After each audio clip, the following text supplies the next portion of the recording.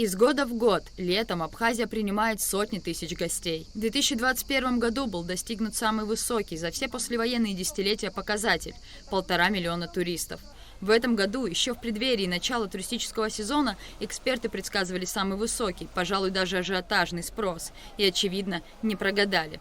Благодаря развитию туристической инфраструктуры отдых в Абхазии становится все более разнообразным. Каждый может найти что-то по душе.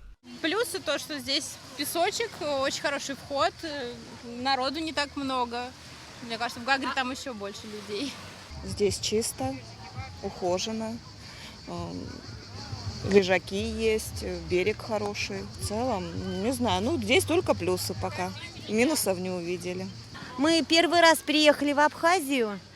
Нам посоветовали знакомые, сказали, здесь очень природа красивая, и люди, и море. И нам очень понравилась инфраструктура, все близко, мы как раз живем в центре.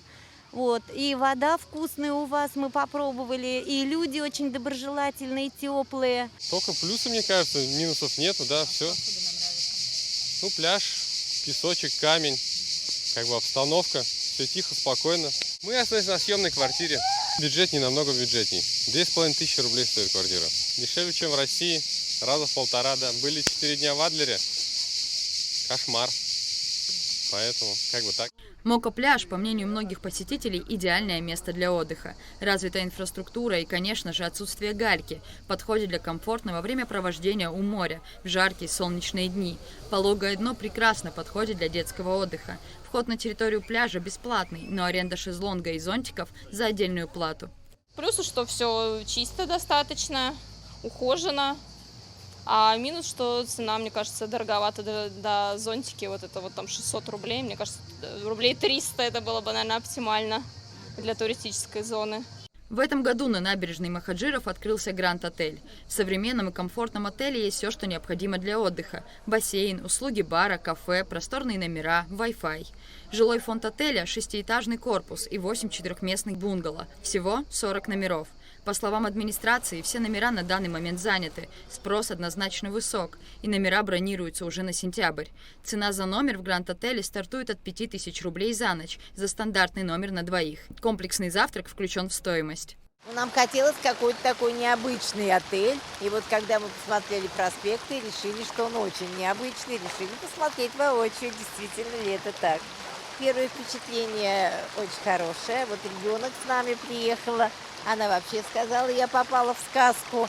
Так что все хорошо. И плюс ко всему, у вас такая шикарная программа на воде. Это очень здорово.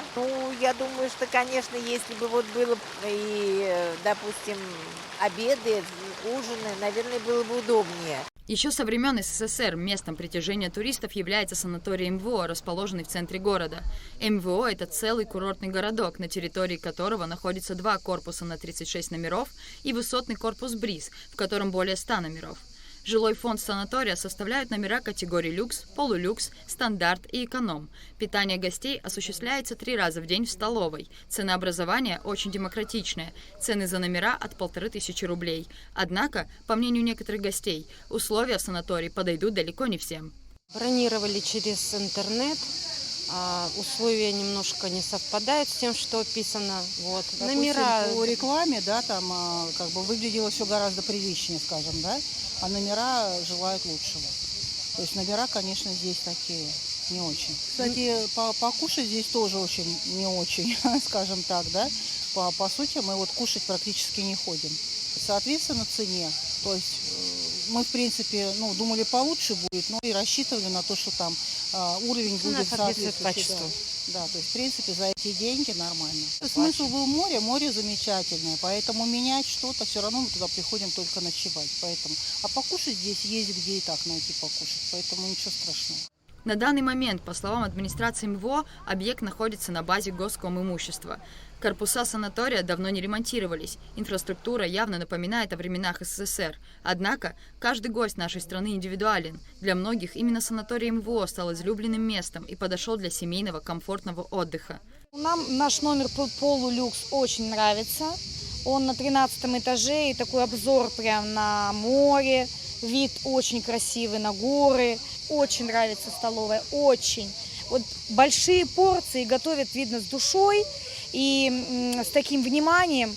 Большие, вкусно, по-домашнему. По цене я была приятно удивлена. Цены вообще практически не изменились. Буквально копейки. Просто по сравнению вот с настоящей обстановкой, тяжелой такой в стране, я была уверена, что цены будут намного выше. Вот, персонал замечательный, корпус замечательный, культурные мероприятия прекрасные, парк, сами видите, какой здорово, я всем рекомендую. Есть номера, где более благоустроенные, есть номера по материальному положению, то есть кто-то может себе позволить дорогие номера, кто-то может себе немножечко подешевле номера, но не страшно, даже если номер с обычной мебелью, все комфортно, чисто. Очевидно, что уже сейчас туристический сезон 2022 года можно назвать весьма успешным. Из года в год количество желающих посетить страну души и, что немаловажно, вернуться сюда снова только растет. И это не может не радовать. Рада Чачава, Алексея Гухава, Абхазское телевидение.